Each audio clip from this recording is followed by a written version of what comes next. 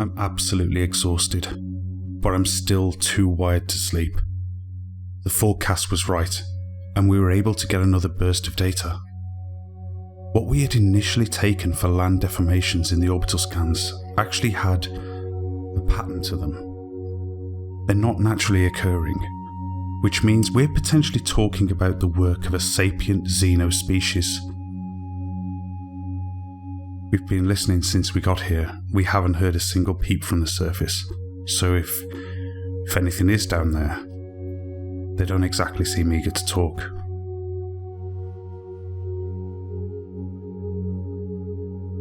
Been looking at the scans. The pattern creates almost a network. You can start to see hubs and branches that connect and spin off. I wonder if there's some sort of mine. Perhaps they're a massive earthworks project that's used for transportation. Agriculture? To be honest, they remind me of how our town was arranged around the initial colony outpost at its hub. But if this is a settlement or a city of some kind, then I really need to stop sitting here speculating. It's not getting me anywhere, and I'm sure once someone goes down there, they can figure it out. Screw it. We're going to go take a look. What's the point of exploring the unknown if you don't actually go explore the unknown? Definitely not first contact. It was like we had accidentally wandered into some forgotten pit of hell, ash everywhere, everything in ruins, nothing alive. We knew at most we'd have 3 or 4 hours down there. Our suit's oxygen wasn't the problem, it was the corrosive ash. We came upon signs of life almost immediately, but not any life itself. The surface was terribly scarred, seemingly torn apart by impact, but there was no mistaking the manufactured fragments that were littered throughout the debris. I found a smooth piece, slightly bigger than my hand, that had a peculiar non-repeating pattern etched into it. I stared at it the whole ride back, and I couldn't tell you if it's some language, an intricate aesthetic design, a natural feature of a strange material, or even some combination of the three. It was Lace who found the first intact entrance. The structure led deep underground, but it had collapsed in on itself almost entirely. Standing there looking around at the size of the archway and the dimensions of the agriculture made me feel like an alien for the first time in my life. It was clear that this was a world where humans didn't belong. Named after the ancient mythological underworld, the Hades system is an ancient battlefield of the dead.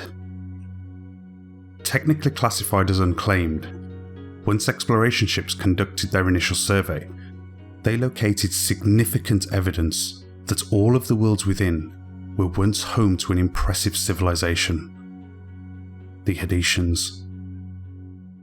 Based on skeletal and architectural evidence, the Hadesians were a sentient race, thought to be 7 to 8 feet tall. Their roundish, bulky central body had multiple thin appendages, the number of which varied from Hadesian to Hadesian, and a pair of long arms. Decades of research has since created an interesting picture of an advanced society.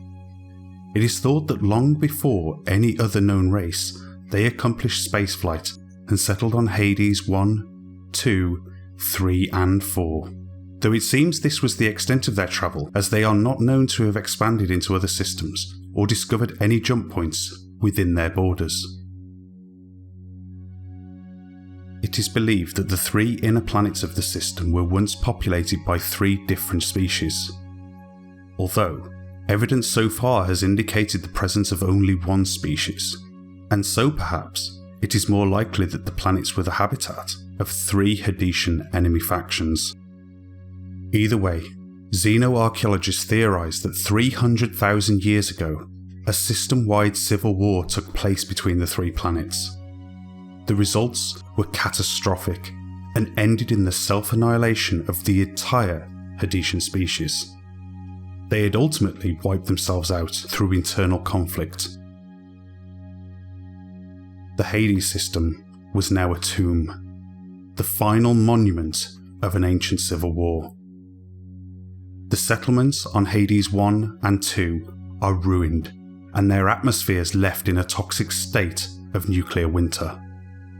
Sprawling Hadesian cities spider across the landscapes, every single one of them left dead and decaying in the harsh, unrelenting winds. Thousands of shattered structures have been identified on Hades' graveyard worlds, and many more are believed to exist underground. Even more intriguing is that Hades' fall was left literally split in half.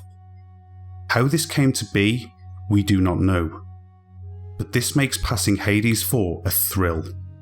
It's not every day you get to see the guts of a planet killed in its prime.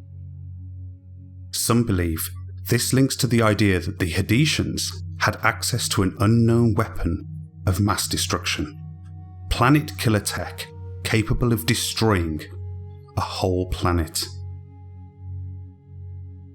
What this tells us about the nature of the Hadesians is unclear. There are indeed as many theories about the Hadesian nature and culture as there are stars in the sky. It's unknown as to whether they were a peaceful or violent race, but they were perhaps one of the most advanced. All goods shipped from the Hades system are technically contraband without the approval of the UAE. Despite this, every year countless artifacts are taken from these sites.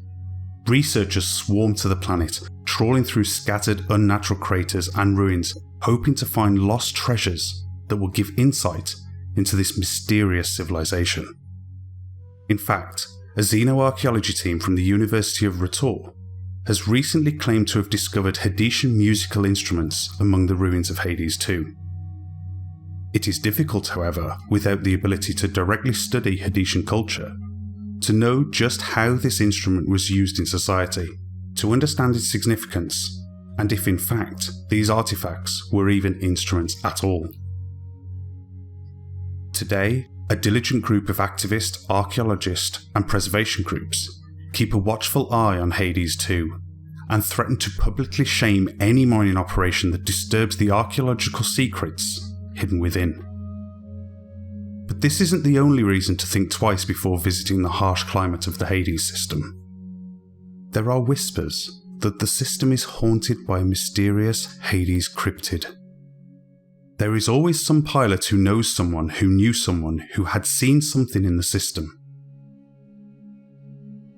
The stories range from unexplained technical malfunctions to full-on sightings of ghost cruisers. Most notably, a creature has been sighted by many a traveller. Over time, it has been given a number of nicknames, including Tobias, Thanatos, and even the Hades Satan. Seen not only by humans, but also by Banu and Xi'an. As we cannot encounter the Hadesian race ourselves, this ghostly apparition provides our most visual representation of the lost species of Hades.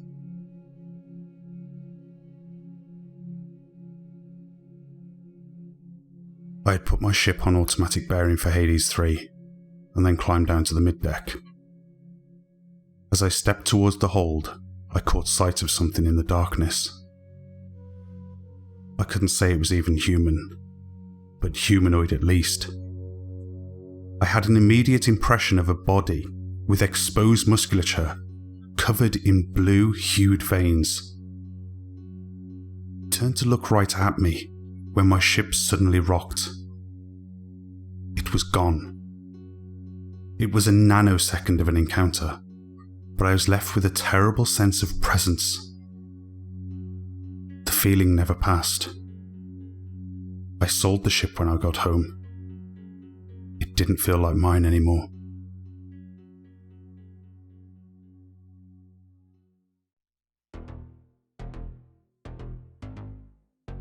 Thank you very much for watching. In this series, we are covering the history of the alien races in Star Citizen and humanity's encounters with them. We've touched upon some historic events that happened in our history here. However, if you would like to know more about these events and more about our long and storied history inside the verse, then please consider checking out the Time Capsule series, where this is covered in much more detail. All the links to everything I talk about in this video will be linked in the video description. Thank you again, and I hope to see you in the verse.